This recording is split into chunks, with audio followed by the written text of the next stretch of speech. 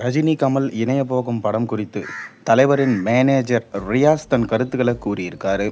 அவரின் சாய்ஸ் சிறப்பாக இருப்பதா ரசிகர்கள் தங்களின் கருத்துக்களை சோசியல் மீடியாவில் முன் வச்சுட்டு வராங்க. அதாவது ரஜினிகாந்த் கமல்ஹாசன் இருவரும் இணைந்து நடிக்க இருப்பது உறுதியாகிடுச்சு. ஆனால் அந்த படத்தை இயக்கப் போவது தான் யார் என உறுதி செய்யலை. முன்பு லோகேஷ் கனகராஜ் தான் ரஜினி கமல் படத்தை இயக்குவார் என சொல்லப்பட்டது. ஆனால் தற்போது அதில் மாற்றம் ஏற்பட அதிக வாய்ப்புகள் இருப்பதா தகவல்கள் வெளியாயிருக்கு. ஒரு சில வாரங்களுக்கு முன்பு ரஜினி கூட இன்னும் இயக்குனரும் கதையும் முடிவாகவில்லை என சொல்லிவிட்டார். அதிலிருந்து தான் லோகேஷ் இந்த படத்தை இயக்க மாட்டாரோ என்கின்ற சந்தேகம் ரசிகர்கள் மத்தியிலே எழுந்திருக்கு. இந்நிலையில் ரஜினியின் மேனேஜர் ரியாஸ் அகமத் ரஜினி கமல் இணையும் படத்தை பற்றி பேசியிருக்காரு. ரஜினியின் அதி தீவிர ரசிகரான ரியாஸ் தான் தற்போது அவரின் PROவா இருந்து வராரு.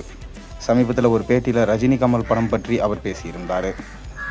அவரிடம் ரஜினி சமீபத்தில் இந்த படத்தை யார் இயக்கினா நன்றாக இருக்கும் என கேட்டாராம். அதற்கு ரியாஸ் ராஜமௌலி இயக்கினா நன்றாக இருக்கும் என சொன்னாராம். இந்த தகவலை கேள்விப்பட்ட ரசிகர்கள் சூப்பர் சாய்ஸாக இருக்கே என்றாங்களாம்.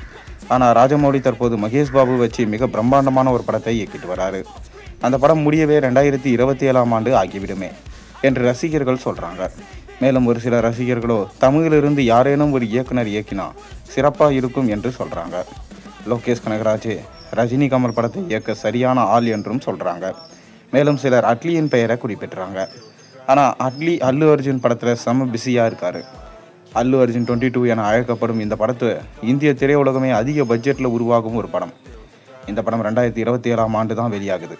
அதுவரை அட்லியும் பிஸியாக இருப்பார். எனவே ரஜினி கமல் படத்தை இயக்கப் போவது யார் என்ற கேள்வியும் எதிர்பார்ப்பும் தொடர்ந்து கொண்டே தான் வருது. இந்நிலையில் தற்போது ரஜினி ஜெயிலர் 2 படத்தில் பிஸியாக நடிச்சிட்டு வராரு.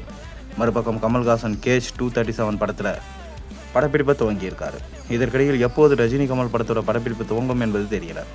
இதைத் தொடர்ந்து இந்த படத்தின் மீதான ஒட்டுமொத்த இந்திய திரையுலகமே எதிர்பார்த்து இருக்காங்க.